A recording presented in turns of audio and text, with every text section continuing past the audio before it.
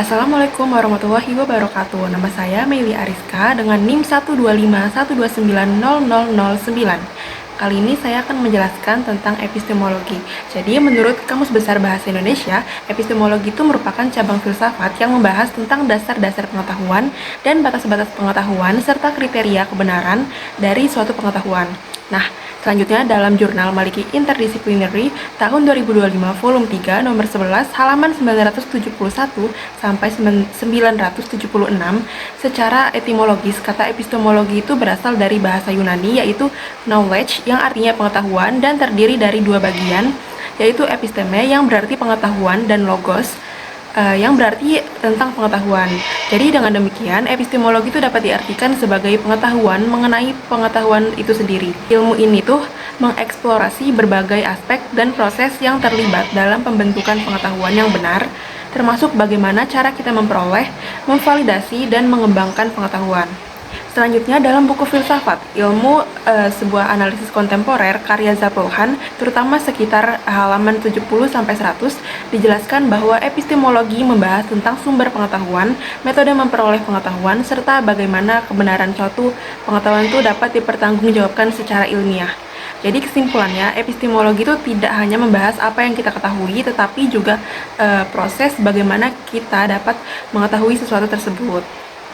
Selanjutnya, menurut para ahli, yang pertama ada menurut Alex Sobur, dalam bukunya yang berjudul Filsafat Komunikasi, Alex Sobur itu menjelaskan bahwa epistemologi dalam ilmu komunikasi berkaitan dengan cara memperoleh pengetahuan tentang komunikasi. Jadi epistemologi itu membahas bagaimana para ilmuwan komunikasi ini memahami suatu fenomena komunikasi, bagaimana mereka melakukan penelitian, serta bagaimana mereka menyusun teori komunikasi. Nah, menurut Alex Sobor sendiri, pengetahuan itu dalam ilmu komunikasi tidak muncul begitu saja, tetapi pengetahuan tersebut itu dapat diperoleh melalui proses ilmiah, seperti observasi terhadap perilaku komunikasi manusia, analisis terhadap media, serta penelitian terhadap berbagai fenomena sosial yang berkaitan dengan komunikasi. Dengan kata lain, epistemologi itu dalam komunikasi membantu kita menjelaskan bagaimana teori-teori komunikasi itu dibangun dan bagaimana pengetahuan komunikasi ini dapat dianggap valid atau benar. Yang kedua, menurut Deddy Mulyana dalam bukunya yang berjudul Ilmu Komunikasi Suatu Pengantar, Deddy Mulyana menjelaskan bahwa epistemologi berkaitan dengan bagaimana kita mengetahui dan memahami proses komunikasi.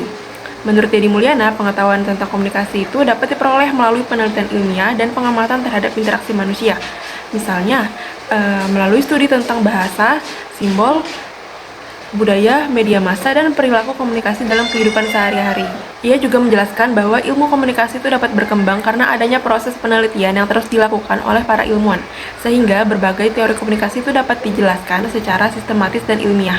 Yang ketiga, dalam jurnal, menurut Simon Blackburn dalam The Dictionary of Philosophy, epistemologi berasal dari bahasa Yunani, yaitu episteme atau pengetahuan, dan logos atau kata, diskusi, ilmu, dan jika diungkapkan berarti cabang filsafat yang bersangkutan dengan asal-usul, hakikat, sifat, dan jenis. Topik ini tuh merupakan salah satu topik yang paling sering diperdebatkan dan dibahas dalam ilmu filsafat. Misalnya tentang apa itu pengetahuan, apa ciri-cirinya, apa jenisnya, dan apa hubungannya dengan kebenaran dan keyakinan. Selain itu, Blackburn juga mengklarifikasi bahwa epistemologi atau hipotesis informasi itu setara dengan konsep sains, asumsi, landasan, dan tanggung jawab atas representasi informasi yang dikontrol setiap orang.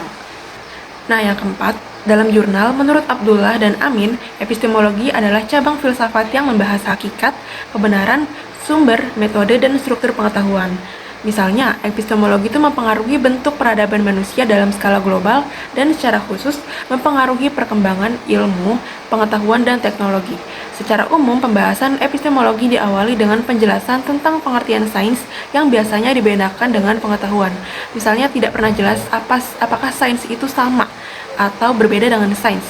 Istilah sains terkadang disamakan dengan sains, namun terkadang identik dengan pengetahuan. Jadi, ilmu itu bukanlah sembarang ilmu, melainkan ilmu yang telah diuji kebenarannya. Nah, yang kelima, dalam bukunya Filsafat Ilmu, sebuah pengantar populer dari Jujun S. Surya Sumantri menjelaskan bahwa epistemologi ini berkaitan dengan cara memperoleh pengetahuan yang benar dan dapat dipertanggungjawabkan secara ilmiah. Menurut Jujun, Epistemologi ini membahas bagaimana suatu pengetahuan itu dapat disusun melalui proses berpikir yang logis dan metode ilmiah. Pengetahuan tidak hanya diperoleh dari pengalaman saja, tetapi juga harus melalui proses penalaran, pengujian, dan pembuktian agar dapat diakui sebagai ilmu. Ia juga menekankan bahwa dalam ilmu pengetahuan, kebenaran harus didasarkan pada metode yang sistematis seperti observasi, eksperimen, dan analisis rasional. Dengan demikian, epistemologi juga berfungsi untuk menjelaskan bagaimana suatu pengetahuan itu bisa dianggap sah, valid, dan ilmiah. Jadi, dengan kata lain, menurut Jujun S. Surya Sumantri, epistemologi ini membantu manusia memahami proses terbentuknya ilmu pengetahuan dari sekadar pengetahuan biasa menjadi ilmu yang teruji kebenarannya. Menurut pandangan 5 ahli dapat disimpulkan bahwa epistemologi itu merupakan cabang filsafat yang membahas bagaimana pengetahuan itu diperoleh, diuji, dan dinyatakan kebenarannya. Dalam konteks ilmu komunikasi, epistemologi ini menekankan bahwa pengetahuan tidak muncul secara tiba-tiba, melainkan diperoleh melalui proses ilmiah seperti observasi, penelitian, analisis, dan penalaran logis terhadap fenomena komunikasi dalam kehidupan sosial. Selanjutnya, tentang pentingnya epistemologi. Epistemologi itu sangat penting karena dia mengajarkan kita bagaimana cara kita tahu sebelum sesuatu itu benar atau enggak. Jadi sebelum kita ngomong kalau ini fakta atau ini pengetahuan, kita harus ngerti dulu asal-usul pengetahuan itu dari mana, prosesnya gimana, dan batasnya sampai mana. Jadi intinya epistemologi ini bikin kita lebih kritis, gak gampang percaya, dan lebih hati-hati dalam mengklaim kebenaran. Jadi simpelnya itu epistemologi penting karena dia jadi alat kontrol buat ngecek apakah sesuatu itu benar pengetahuan atau cuma sekedar opini atau kepercayaan masing-masing. Hal ini tuh sejalan dengan pendapat Simon Blackburn bahwa epistemologi membahas asal-usul, hakikat, dan kebenaran pengetahuan, termasuk bagaimana pengetahuan tersebut dapat dibedakan dari sekadar kepercayaan. Dengan demikian, epistemologi dapat dipahami sebagai alat untuk menguji dan memastikan apakah suatu pengetahuan benar-benar valid atau hanya berupa opini atau kepercayaan sementara. Nah, yang terakhir, contoh epistemologi itu sendiri dalam konteks ilmu komunikasi tentang media sosial melalui pendekatan epistemologi dalam penelitian yang dilihat dari paradigma atau sudut pandang positivisme atau kuantitatif dengan menguji data angka atau menggunakan survei serta hubungan sebab akibat dan paradigma interpretatif melalui pemahaman makna, pengalaman manusia, serta interaksi sosial. Misalnya, seorang peneliti ingin mengetahui apakah penggunaan media sosial mempengaruhi cara mahasiswa berkomunikasi. Peneliti tersebut tidak boleh langsung menarik kesimpulan, tetapi ia juga harus melalui beberapa langkah ilmiah seperti mengamati fenomena yang terjadi, membuat pertanyaan penelitian, mengumpulkan data melalui survei atau wawancara, kemudian menganalisis data tersebut sebelum akhirnya menarik kesimpulan. Nah, proses inilah yang menunjukkan bagaimana pengetahuan dapat diperoleh melalui metode ilmiah. Hal ini merupakan bagian dari kajian epistemologi. Melalui proses tersebut, pengetahuan yang dihasilkan menjadi lebih dapat dipercaya karena didasarkan pada data dan penelitian.